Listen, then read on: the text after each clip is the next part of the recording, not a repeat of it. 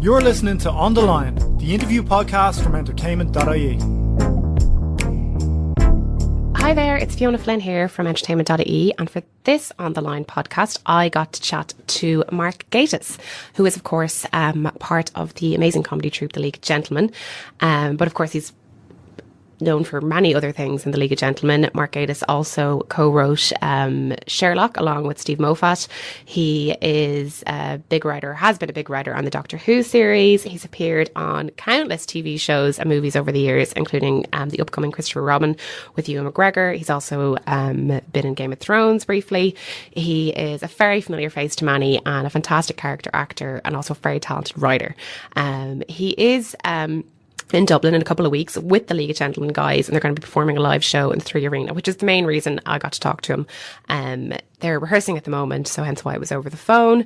It was a lovely chat. I wish I had longer with them. We kind of just touched on things. Also, with the telephone conversation on Skype, there was a little bit of a delay, so apologies for that.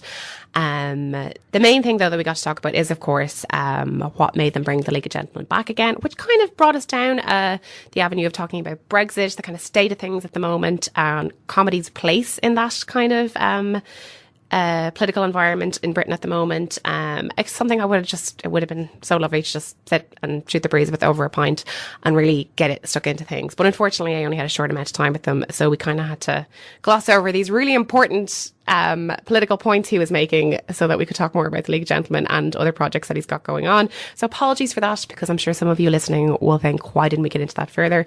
It was for time constraints. But again, he was great to talk to. He's very interesting, very smart, very funny man. And I really cannot wait to see the League of Gentlemen live now. So this is Mark. Enjoy.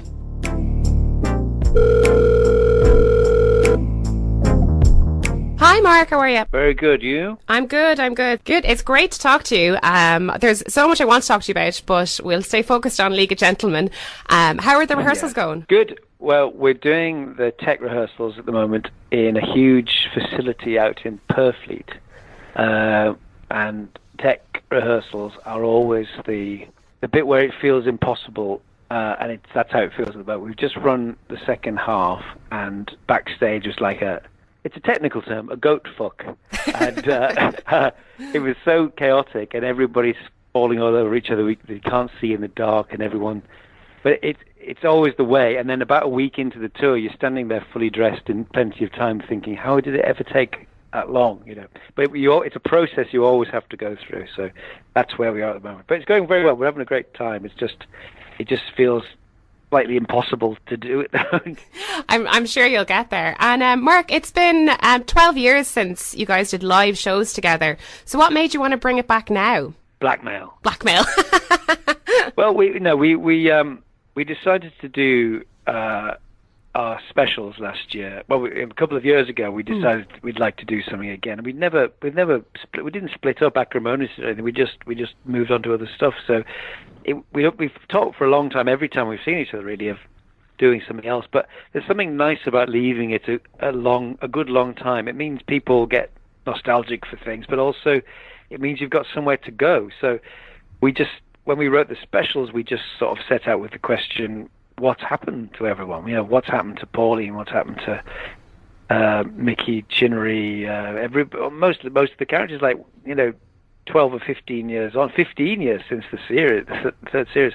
And that was a very interesting place to be. And then at the same time, because we started as a live act, and we've always enjoyed doing the tours, we said let's do some dates as well as a sort of package. I think originally we thought that the specials and the tour might be sort of around the same time, but these things never quite work out. So that's why we are doing it. And it's genuinely just for fun. We're not doing it. We haven't got extensions to pay for or anything. We just want to do it for fun. Which is the best reason, really. And it seems more than ever, watching League of Gentlemen, it seems sort of more relevant, I suppose, today. I mean, I guess the idea of everything being so local is sort of kind of reflective of a post-Brexit Britain, would you say? Have you incorporated that more into the live shows? I mean, we never strove for relevance. We just did what we thought was funny. What I think is slightly uncanny is how much the local shop for local people has become our country, and that Edward's resemblance to Michael Gove is uncanny. It's a sort of chilling prophecy of where we are. I mean, and it's not really post-Brexit because we're not even there yet. It's the utter shit show that we're in at the moment, and I don't know what post-Brexit Britain would look like, except maybe that film The Road. It's probably quite accurate, isn't it? I read somewhere, Mark, that you were considering looking into an Irish passport around yes, Brexit. I am. Yes. Yeah, that could be an option. As you may know, I'm the King of Ireland. Oh yes, From indeed. Who do you think you are? So that's I'm basically waiting for it in the same parcel as the Crown, and I don't really know what's taking so long. No, but seriously, I want to remain an EU citizen, and I love Ireland, and I'd be very happy to have dual citizenship and become a citizen of Ireland, because this country makes me utterly despair now, and I don't care who knows it. I think it's time for people to stand up and say something. It's just a ridiculous confidence trick being played on gullible people by the genuine elite, not the elite that are being portrayed as some sort of political establishment. It's the people who will gain enormous amounts of money from essentially asset stripping Britain. Anyway, we should be talking about the League of Gentlemen. No, that's interesting too. But where, Mark, in your perspective then, where does comedy kind of sit in Britain now in terms of, satire and even just in terms of your own work? I mean, do you feel it still has a place as a commentary? I mean, we're not a satirical show. I mean, there are elements of it, and actually, when we did the specials, we were just very aware that you could have some fun with the Brexit parallels, and Edward actually says take back control and all that, but it's not a satirical show in that way. It's just what makes us laugh. But I think that satire itself is in a very strange place, because it's partly contributed to where we are by making sort of a cuddly sacred monster out of people like Jacob Rees-Mogg and Boris Johnson. Rather than actually showing them as what they are, which is crypto-fascists and very scary people, they're sort of made into cuddly.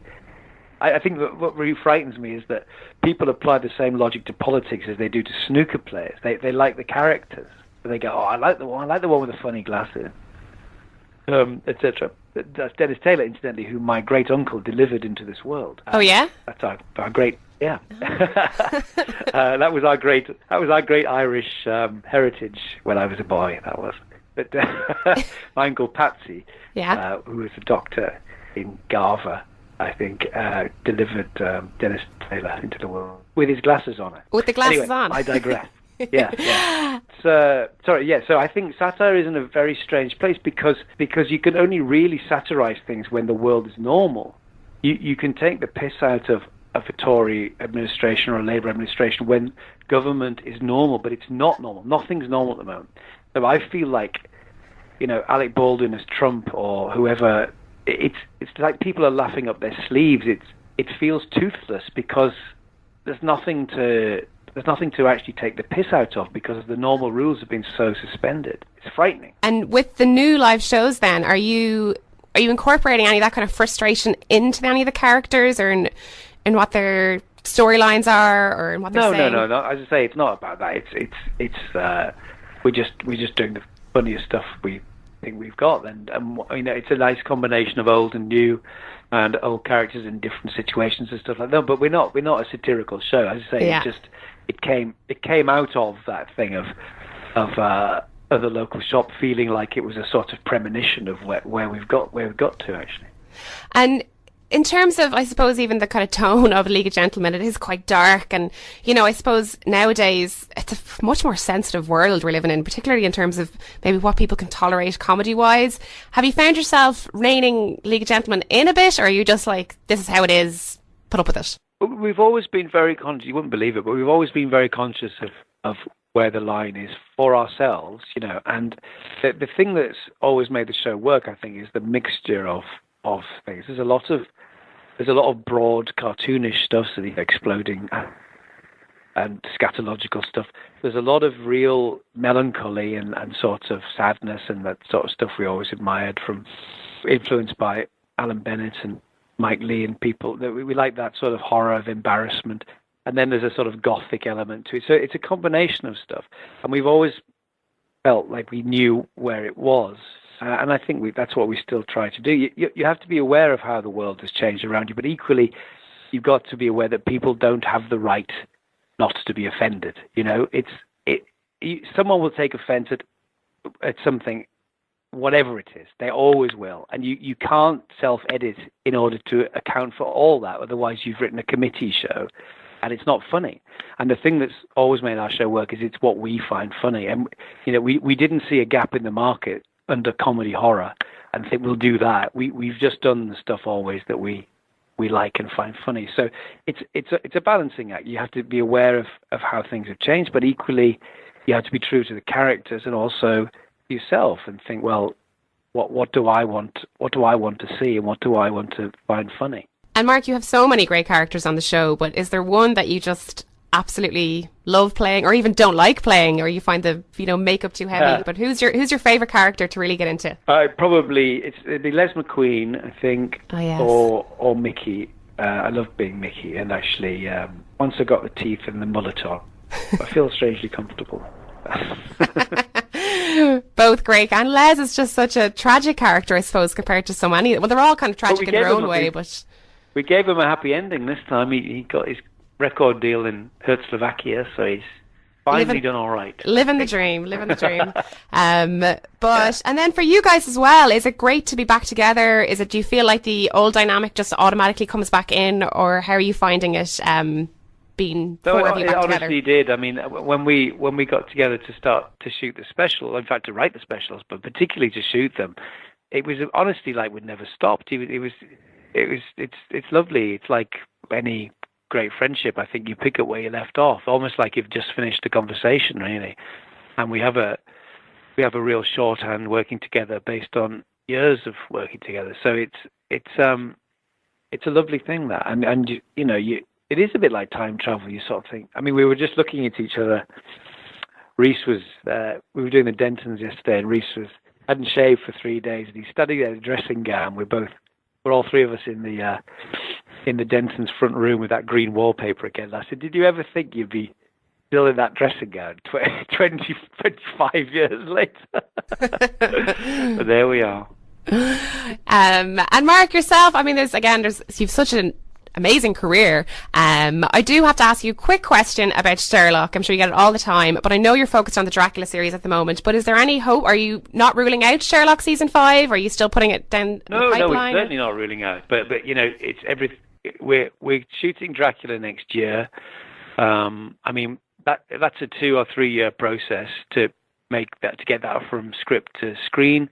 And even if we then started planning a Sherlock season 5, then that would be another 2 years. So it's a way off, even if we were to do that. And also, going back to what I said before about resting things and giving people time to miss them, there's nothing wrong with that. And it was very, very, very difficult to schedule the 4th series in terms of Benedict and Martin's availability and our availability, and everyone's availability. So it's not easy, and it's not a lack of will. It's just about sort of practicalities.